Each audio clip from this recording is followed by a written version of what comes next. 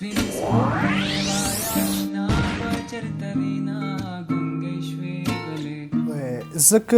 دروغ وایم هنداره وکسه تبا برباد دې کړمه یاره وکسه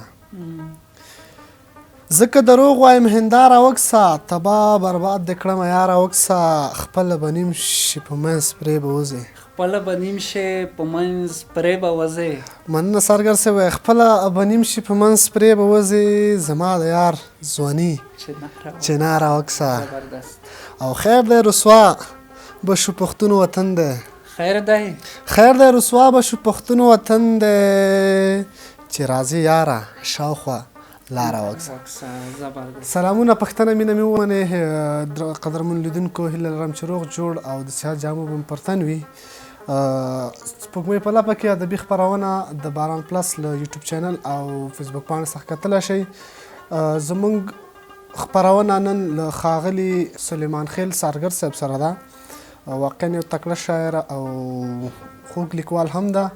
نو راځو له دوی سره به مرکه کوو د دوی په شعرونو او په نورو برخو کې چې دوی کوم اثار لري یا کوم کتابونه لیکلي دي په ورسره بحث کوو سارګر صاحب خیر راغلی خپرونې ته هر کله راشئ قربان سیال صاحب مینه او مننه په لومړي قدم کې سیال صاحب تاسو ته ستاسو همکار ته همدارنګه د سپوږمۍ په لپه کې قدرمنو عزتمندو لیدونکو اوریدونکو او مینهوالو ته د مدینې د جانان ستره تحفه وړاندې کوم چې عبارت د لفظ دی السلام علیکم ورحمت الله وبرکاته. علیکم السلام. مننه خیر اوسې سارګر صاحب سلامت اوسې سارګر صاحب راځو ستاسو د تعلیم برخې ته چې کومه برخه کې مو زده کړې کړي دي او تر کومې کچې پورې مو زده کړې کړي سیال صاحب اوس فعلا د خوست پوهنتون اقتصاد پوهنځی دریم کال او شپږم سمستر کې یم خو د وروستي هغه چې رامنځته شول هېواد کې تحولات رامنځته شولې دو له کبله نو پاتې یو تر اوسه ډېر ښه زه خدای دې وکړي چې بیرته هر زده کړیال خپلو زده کړو ته بیرته راوګرځي سارګر صاحب ماته یو سوال پیدا شه چې تاسو د اقتصاد پوهنځي محصل یاستئ د پښتو ډګر ادب ته څنګه راغلی دلته کومه مینه ولا کوم تشویق و چې تاسو یې دې ته مجبوره کړئ چې باید شعر شاعرۍ سره هم علاقه وښیئ سوال دی سیال صاحب داسې دی چې لومړی خو مې له کوچنیوالي نه شاعرۍ سره ډېره زیاته ډېر ښه بیا موږ او تاسو د 20 کاله عمر په جنګ کې تېر کړی بالکل او د افغانستان هر وګړی یو درد لري یو غم لري چې هغه غواړي یا یې په د قلم په ژبه یا د غزل په رقم باندې یا یې په خوله باندې یو هغه چاته شریک کړي چې د زړه یې یخ شي که نه نو په دې اساس سره د شاعري د دایرې ته مې ځان واچوه دې کې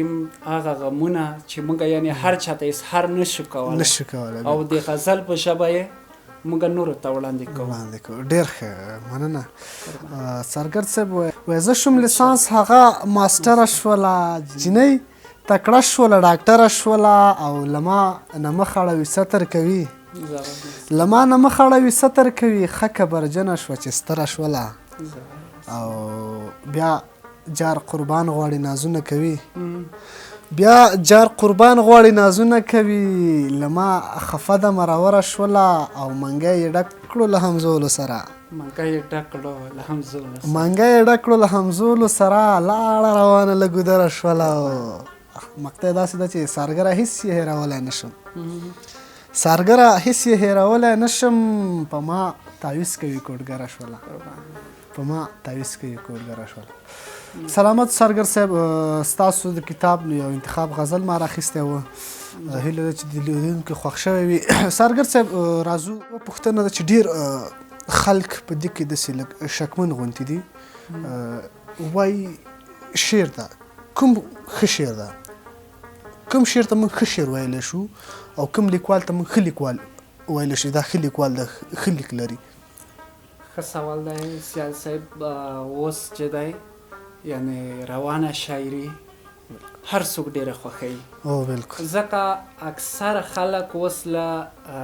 غزل سره له نظم سره نثر سره له شاعرۍ سره عموما هر پړاو کې مینه یې بې اندازې شوې ده، بې کچه یې اندازې زیاته ده مینه. نو په دې اساس سره دوی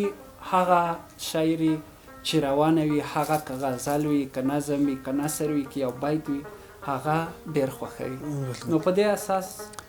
موږ ویلی شو چې هغه غزل، هغه نظم، هغه نثر یا هغه بیت یعنی چې روان ویل شوی وي، لیکل شوی وي، هغه ډېر رول لري په اوسني اثر کې. سلامت سرګر صاحب، اوس نو به وخت ورکو ستاسو یو غزل ته چې لیدونکو ته کوم یو داسې خوندور غزل وي ډالۍ قربان. غزل دی وایي مخ ته څپېړې ورکړم تا له حافظې باسم، مخ ته څپېړې ورکړم تا له حافظې باسم، مخ ته څپېړې ورکړم تا له حافظې باسم، که بیا مې زړه یاد کړې نو زړه به له سینې باسم. ډېر ښکلی قربان، مننه. او ستا نازوني وه هر ارمان مې شو نیمګړی پاتې، ستا نازوني وه هر ارمان مې شو نیمګړی پاتې، مغروره یاره له زړګي یې جنازې باسم. او یو زوړ تصویر ته سوې چغه ښه په زوره وکړم، یو زوړ تصویر ته سوې چغه ښه په زوره وکړم، دا سوځوم ایرې هم له دې کوټې باسم. او غمه له تا سره مې داسې ملګرتیا ده چې ستا په خاطر له ژوند خوږې مزې باسم. قربان. هغه یاران چې زه یې نیمه لار کې پرېښودمه، هغه یاران چې زه یې نیمه لار کې پرېښودمه، سرګر هغه کسان د فکر له دایرې باسم. ډېر خوندور، هغه کسان د فکر له دایرې باسم. مننه سرګر صاحب. بیتونه ډالۍ وي چې وایي ښه ارامه موسیقي ده تنهایي ده، ښه ارامه موسیقي ده تنهایي ده، ښه ارامه موسیقي ده تنهایي ده، میخانه ده جام ساقي ده تنهایي ده. څه زبردست. او له یادونو سره ستا په خیال کې ډوب یم، له یادونو سره ستا په خیال کې ډوب یم، ډېره سخته جدایي ده تنهایي ده. او که سا اخلي نو په دې کې خو شک نشته سرګر صاحب، وایي که سا اخلي نو په دې کې خو شک نشته، بې له تا څه زندګي ده تنهایي ده. ډېره مننه کوم سرګر صاحب د دې چې یو ښکلی غزل باندې مو ونازولو. اوس سرګر صاحب راځو که چېرته موږ وګورو په پښتو ادب کې د پښتو ادب برخې ته ځوان شاعرانو یا هغه شاعران چې په اوسني عصر کې دي کومې برخې ته دوی ډېر خدمت کړی ده؟ آیا غزل برخه دوی ډېره غني کړې ده، د نظم برخه ده، نثر برخه ده، او یا هم داسې نورې برخې دي چې دوی پکې کار کړی ده، او هغه برخې چې باید کار پکې وکړلی شي تر څو پښتو ادب مخته لاړ شي او تر ډېره وخته پورې دغه د خلکو په ذهن کې پاتې شي، نو هغه کومه برخه ده چې د ځوان شاعرانو ورته کار کړی؟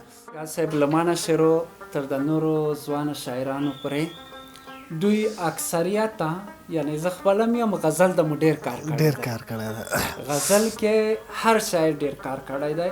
او ما خپله م تر اوسه نظم او نثر ته کار نه ده کړی. نو نظم ته او نثر ته له غزل نه باید محتوالی ورکړی شي، ځکه چې غزل اوس د مونږ هغه ته رسېدلی یو حد ته رسېدلی ده، پرمختګ پکې شوی پښتو ادب لپاره، او نظم او نثر همدارنګه بیخي شاته پاتې دي. نو له ما نه شروع ټول ځوانان هغه ځوانان چې شاعران دي نو باید نظم نثر کې ډېر زیات کار وکړي. مننه سرګر صاحب. اوس نو سپوږمۍ په لپه کې ادبي خپرونې مینوالو سرګر صاحب څخه یو غزل اورو، ګورو چې بل کوم داسې یو شوخ انتخاب لري که داسې عجیزه غوندې انتخاب لري اوري. ښکلې ډېر مغروره دي لږ دې مهربانه شي قربان، او زار د غنم رنګو شم، زار د غنم رنګو شم، ژوند مو پرې روښانه شي قربان. او اوس مو دیدن نه کېږي ښار کې سنیور ګرځي، اوس مو دیدن نه کېږي ښار کې سنیور ګرځي، راغله له بدري رینجر پټ شم بیا روانه شي، او ورته دې پټ ګورم ګیري مې کړي طالب جانان ورته دې پټ پټ ګورم ورته دې پټ پټ ګورم ګیر مې کړي طالب جانان بیرته ترې نه وتښتم ورک مې کړي حیرانه شي جار او بیا دې بنګړي مات نه کړې بیا یې اخیستی نشم کلي ته درتلی نشم دا به درته ګرانه شي به درته ګرانه شي قربان او هیلې مې نیمګړې دي هیلې به مې پوره کړمه هیلې مې نیمګړې دي هیلې مې نیمګړې دي هیلې به مې پوره کړمه خدای نه مرسته غواړمه ټولې به اسانه شي ټولې به اسانه شي جار یاره قربان هغه غم خوړلې ده حسن نه محرومه شوه هغه غم خوړلې ده هغه غم خوړلې ده حسن نه محرومه شوه بیا د زلیخې په شان بیرته هغه ځوانه شي بیرته هغه ځوانه شي دا باید بیا درنه قربان هغه غم خوړلې ده حسن نه محرومه شوه بیا د زلیخې په شان بیرته هغه ځوانه شي او زړونه خپلوم سرګر زړونه زړه کې ساتمه زړونه خپلوم سرګر زړونه زړه کې ساتمه زړونه خپلوم سرګر زړونه زړه کې ساتمه زړه کې مې چې عشق نه وي زړه هم بې ایمانه شي زړه کې مې چې عشق نه وي زړه هم بې ایمانه شي ډېر ښکلی غزل و سرګر صاحب نه لیونی شوې نه لیونی شوې نه د مینه د جانان ولیده نه لیونی شوې نه د مینه د جانان ولیده جار مننه وی نه لیونی شوې نه د مینه د جانان ولیده و بد قسمته هره اوښکه د ګریوان ولیده زبردست او د جدایۍ هغه صحنه مې انځور کړې زړه کې د جدایۍ هغه صحنه مې انځور کړې زړه کې د جدایۍ هغه صحنه مې انځور کړې زړه کې له تګ دې وروسته جنازه مې د ارمان ولیده څومره ښه سیال صاحب ډېره مننه سرګر صاحب دا چې د برنامې وخت هم پای ته رسېدلی زه سرګر صاحب ځوان شاعرانو ته او هغه خلک چې غواړي نوې د شعر ډګر ته راشي شعر ولیکي او غواړي پښتو ادب لپاره خدمت وکړي تاسو د هغوی لپاره څه لارښوونه لرئ چې کوم کارونه باید وکړي تر څو دوی هغه شعر تر ډېره پاتې شي او تر ډېره یې خلک ولولي د دې شعر سیال صاحب هغه نوي ځوانان هغه ورونه چې اوس نوي شاعرۍ پړاو ته یې نوې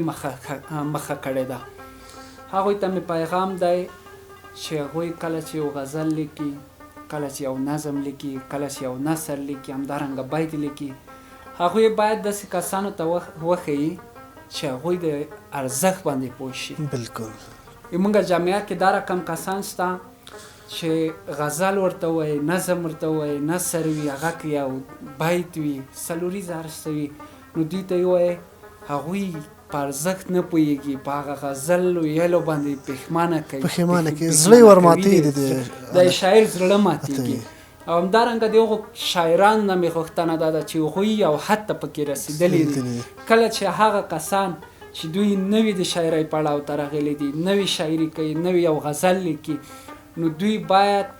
په ډېره مینه سره په ډېر محبت باندې هغوی کومه تېروتنه که کړې وي که کوم بیت یې خرابوي کومه کلمه